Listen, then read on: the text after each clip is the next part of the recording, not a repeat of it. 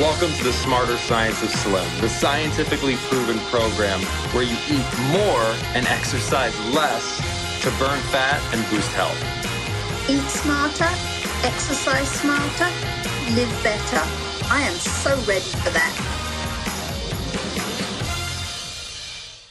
Hey everybody, Jonathan Bailor back with another Calorie Myth show, and have a very exciting and new experience to share with you today, because I am joined just by a wonderful fellow host and health enthusiast and charismatic individual who loves to just celebrate similarities and make wellness accessible for people, but also the first ever guest to be walking on a treadmill while we are recording here. Lisa Davis, welcome to the show. Thank you, Jonathan. I just got this treadmill desk yesterday. I want to shout out to my friend Ted, who helped me set it up. And also my husband's glad that Ted helped me set it up. And it is awesome. I can do everything. It's awesome. No, it totally is. And I think people, I was one of these people, think that the whole standing up or walking while working is either painful or hard or reduces productivity. And my personal quick story is I had horrible back and shoulder pain, really bad, like on pain medicine, because I was just like, I have to keep working and I can't make this pain go away. I tried all these different desks, chairs, ergonomic setups. Then one day I just said, you know what? I'm going to take my desk and I'm going to turn it into a stand-up desk. So I just have books piled up. I got my keyboard on a pile of books, and back pain went away. So I'm like, woohoo! Yeah, doesn't it make a difference? It's very, very cool. It's awesome. Well, Lisa, I am so thrilled to have you on the show. You were kind enough to have me on your NPR show twice, and I wanted to reciprocate the favor because I had such a good time chatting with you. But can you tell us a bit more about what set you on this journey? Because your show is quite popular. You've been doing this for quite some time. Take us from little Lisa to today, Lisa. All right. Well, little Lisa had a mother who was very health conscious and a father who was health conscious. He was a marathon runner. And little Lisa, unfortunately, my mother ended up having a lot of chronic pain, and we didn't really know why. It turns out years later she had fibromyalgia, but we never really understood it. But I just saw her suffer a lot growing up, and I just felt like people don't appreciate their health enough. And my mom used to always say, if you have your health, you have everything, because she didn't have her health, even though she really tried. So I wanted to influence other people to live healthy lifestyles. So it's funny though, on the flip side, I was like the most uncoordinated kid ever. The fact that I can talk and walk on this treadmill is actually kind of amazing. So I wasn't into athletics at all. And then in high school, I got really into swimming, like towards the end of high school. And then I discovered the joy of something athletic. And then I just kind of started getting into the health field. I worked as an aquatic therapist, as a personal trainer, sex educator, hepatitis C educator, got my master's in public health and health ed, health communications, and kind of just went from there.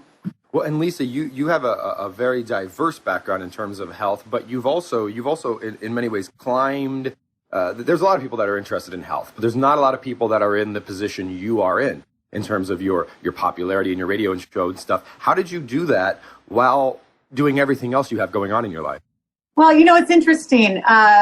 I actually did, when I got out of school, I volunteered at a community TV station for a year, because when I was getting my master's in public health, I made these commercials on skin cancer prevention. Mm-hmm. And the guys who were filming it, and I'm not saying to be conceited, but they're like, forget about health, you should be on TV. There's something about you. I'm like, yeah, but I'm not an actor. I don't want to, I'm not suddenly like at 30 going to be like, I'm going to be on television. And they said, it doesn't matter, just do something. And I did love that medium. I loved health communication. So anyway, I volunteered for a year, and then I took my reels to a local station, and they had like a money show and a movie review show. And I said, you guys need a health show. And I bugged the guy for 6 months. You got to be really persistent. You have to have that fine line of not being too much of a nudge, but enough that you can. And he finally said, okay, we'll do one show. And if I like it, we'll do a season. And he loved it. Yeah. It's called Health Power. I did that in Central California. It ran for 2 years. Wow. And then I moved east, and I did a public affairs show for a couple of years.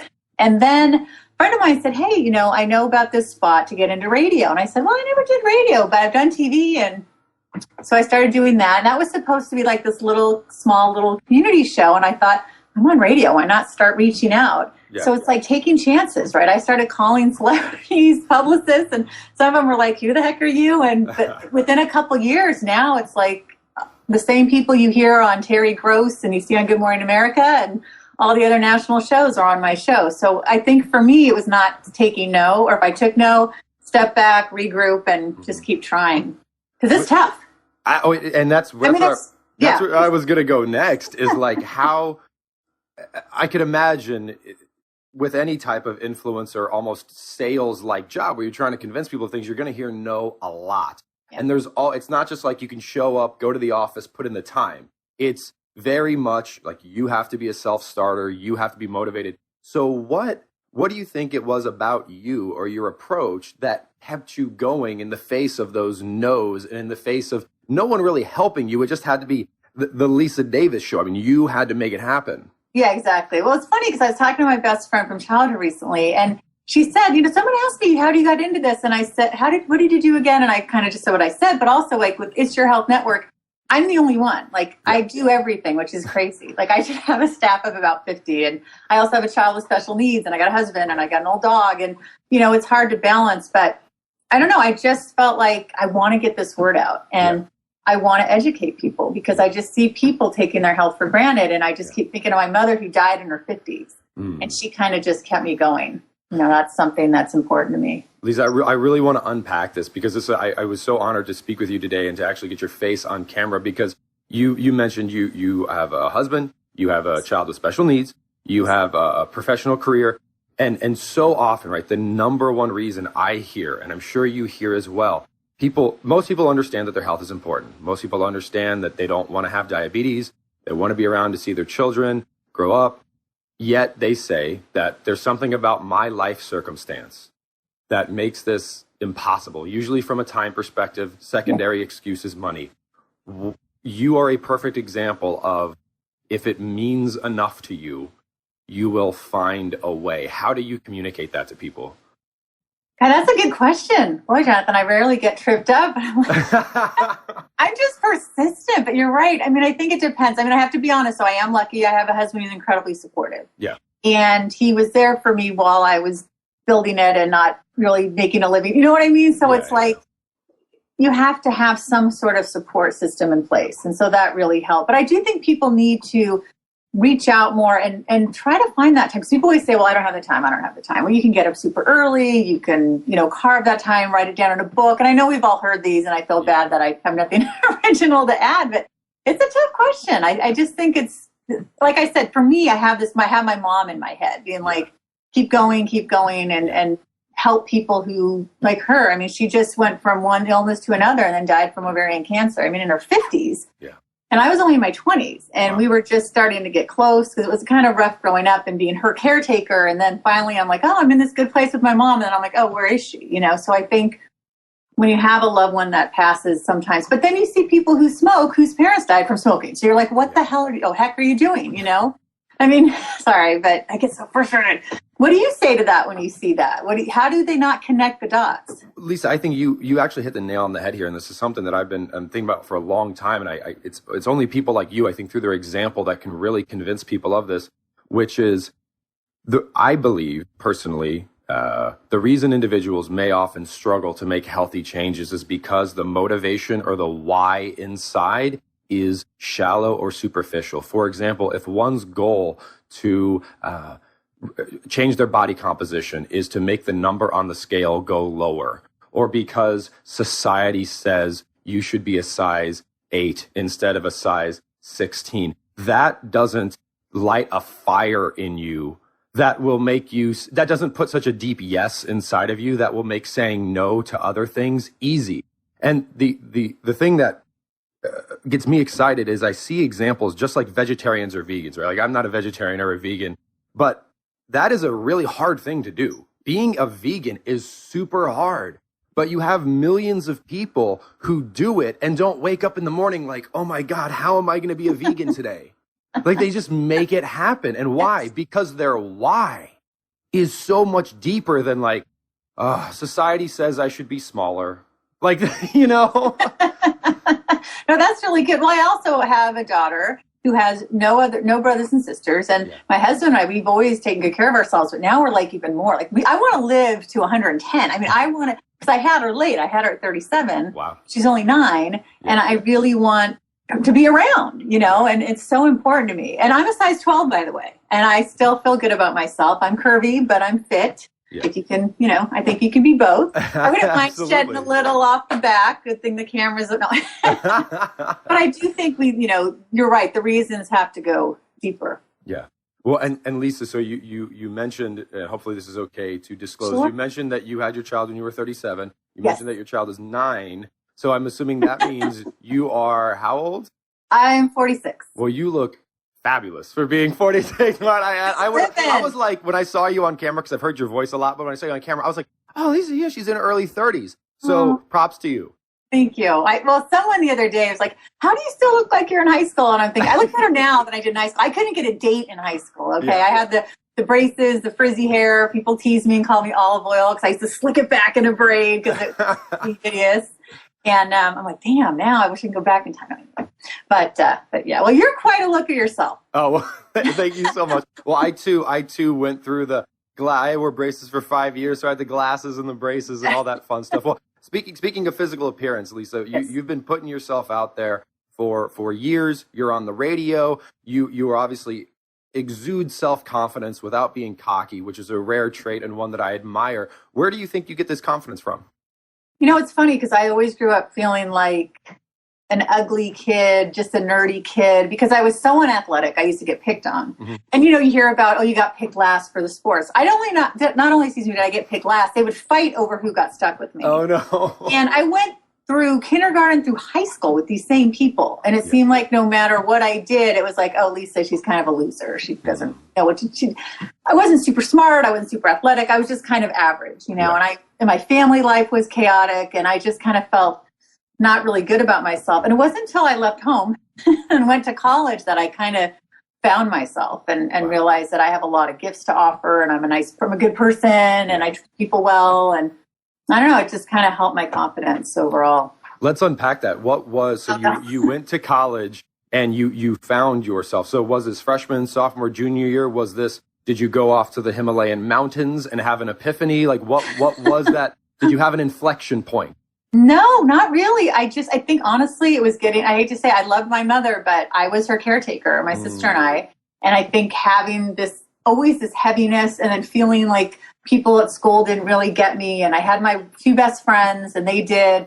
But once I was gone, and I didn't want to go at first. It was funny. I was afraid to leave my 2 best friends. But once I was there, I don't know, you could start over. Yeah. There's this great line on this, I think it was from the show Undeclared, which is a Judd Apatow show. And I love Judd Apatow. And the guy was saying, he's like, oh, I'm nervous about going to college because he's kind of a geek. And the guy's like, nobody knows what you were like. Yeah. Nobody knows unless I tell them. Like I just told everybody that I was kind of a loser, geeky, skinny, awkward kid. Yeah. Right. But when I went to college, I kind of was a late bloomer. I suddenly had a nice figure and I felt better about myself and my frizz went away. And I just kind of was more embraced life. And I realized that I was actually a really friendly person because I'd always been kind of shy growing up. And I don't know, it just kind of happened. I have a funny story. I remember my best friend came to visit me and people were like yelling out the quad windows, like tons of, hey, Lisa. She was like, what the heck is going on? Like, oh, Lisa here. Like she's, taken up. So that's where I've gone. Taken a lot of therapy too, I'll be honest. There's been some hard stuff to get through. Well, speaking of that hard stuff to get through, so often it's those moments, that hard stuff. As you know, a lot of unhealthy decisions are not because we necessarily don't know what to do, but because for the same reason a lot of people turn to drugs or alcohol or unsafe sex. People turn exactly to sex. Not unsafe though. I couldn't get a date, and then all of a sudden there was guys everywhere that wanted me, and I felt like I have to use. That's the only way for self-worth for a while. So. So what have you done in the meantime? A lot of individuals do turn in times of struggle. There is the opportunity to turn to that which will make you worse off, and in times of struggle to turn to things that will make you better off. What was it about you that you think helped you to turn to, I'm going to turn to health and fitness and wellness rather than turning to drugs and alcohol? Sorry. Oh, no problem. Is that your dog? No, I just forgot to I got back on. Well, I have to be honest, for a while I was doing better. And then when my mom died, I was a mess. I mean, I was like, I needed help. I was sleeping around and not taking good care of myself. Yeah. And because I was just, I was young. I was in my 20s. And But then there was a point where I kept getting in a relationship after relationship that I knew there was something off. The guy was too jealous, or I was putting up with stuff that normally I'd be like, I'm not going to put up with that kind of stuff. And I got this book, and it talked about red flags and what to look for. I remember because it was a turning point. I was like, oh my gosh, what am I have to stop doing this. And I went to therapy, and I worked on myself and getting confidence from the right places. And although all that time I was still eating well and exercising, but I still was engaging in behaviors that weren't good. And then luckily I got myself together before I met my husband, although he might have a different. No, actually I continued to see somebody after that, therapy-wise, because there was still some issues I had around not wanting to have a family because I associate with families as being negative. And then I realized I really did want to have a family, and I'm glad I did, even with the challenges. Brilliant. Lisa, you mentioned taking time to work on yourself. Yes. I'm sure you've heard the following, which I don't have time to take time for myself. What do you say to individuals like that? I mean, that's the hard thing. Like, you have to make time, but then I feel it's so tough on different economic situations, different family structures, whether you have support in your life or not. But I think at the end of the day, even if it's just 5 minutes a day of walking around the block or taking some deep breaths, you've got to do something. Because otherwise you're going to go nuts, right? Absolutely. No, I think it makes a lot of sense. And also it sounds like you spent quite a bit of time thinking about that which actually helps you. I think so often we say, like, what does other person say I should do?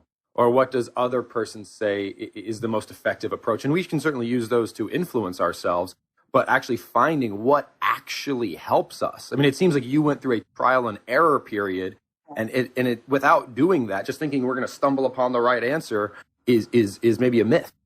I agree. Yeah. I mean, and I had to go through some tough times, and, I had a lot of losses in my life. My mom died, and then 6 months later, my grandpa died, and then 6 months later, a 7-year relationship broke up, and then 3 months later, my dad remarried, and I was like on this roller coaster of like, I can't take it anymore. Like, when are things just gonna?